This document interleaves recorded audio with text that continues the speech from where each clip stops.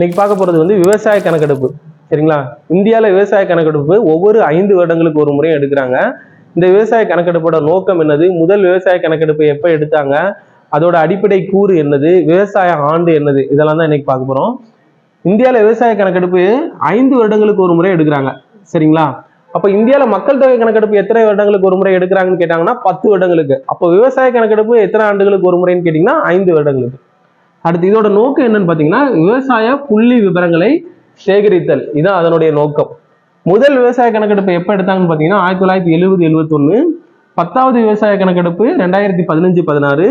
11வது விவசாய கணக்கெடுப்புன்னு பாத்தீங்கன்னா 2021-22. இதுதான் கடைசியாக எடுக்கப்பட்ட விவசாய கணக்கெடுப்பு. அப்ப இந்தியாவில கடைசியா விவசாய கணக்கெடுப்பு எப்ப எடுத்தாங்கன்னு கேட்டீங்கன்னா 2021-22. இப்போ நம்ம என்ன படிப்போம், நிதியாண்டு, கல்வியாண்டு, பட்ஜெட்டுக்கெல்லாம் ஒவ்வொருக்கும் ஆண்டு படிச்சிருப்போம். அதே மாதிரி விவசாய ஆண்டுன்னு பாத்தீங்கன்னா ஜூலை டு ஜூன். இதுவரை இது வந்து நமக்கு எக்ஸாம்ல கேட்டது இல்ல. அப்ப விவசாய ஆண்டு என்னன்னு கேட்டீங்கன்னா ஜூலை முதல் ஜூனுங்கிறது தான் என்னது, விவசாய ஆண்டு. இப்ப நிதி ஆண்டுன்னு பாத்தீங்கன்னா என்ன பண்ணா ஏப்ரல் 1 டு மார்ச் லாஸ்ட். இதுதான் என்னன்னு சொல்றாங்கன்னா இந்தியாவில வந்து நிதி ஆண்டுன்னு சொல்லுவாங்க. அப்ப அதே மாதிரி விவசாய ஆண்டு எப்பன்னு பாத்தீங்கன்னா ஜூலை முதல் ஜூன். அப்ப விவசாய கணக்கெடுப்போட அடிப்படை கூறுன்னு பாத்தீங்கன்னா ஆபரேஷனல் ஹோல்டிங். நமக்கு இப்ப என்ன கேட்கலான கொஸ்டின்ல, ஆபரேஷனல் ஹோல்டிங் வந்து எதனுடன் தொடர்புடையது, மக்கள் தொகை, விவசாயம், வேற இன்னும் 2 பாயிண்ட் கொடுத்து ஏதாவது கேட்கலாம். அப்போ ஆபரேஷன் ஹோல்டிங்கிறது எதனுடன் தொடர்புடையதுன்னு பாத்தீங்கன்னா விவசாய கணக்கெடுப்போட அடிப்படை கூறு, அதாவது விவசாயத்தோட தொடர்புடையது.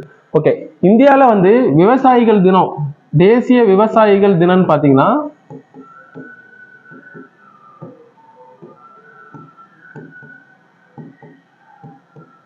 தேசிய விவசாயிகள் தினம் இந்தியாவில எப்ப கொண்டாடுறாங்கன்னு பாத்தீங்கன்னா டிசம்பர்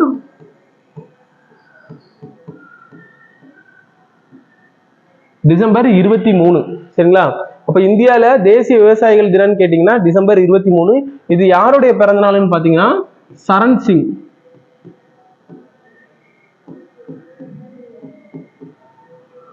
சரிங்களா?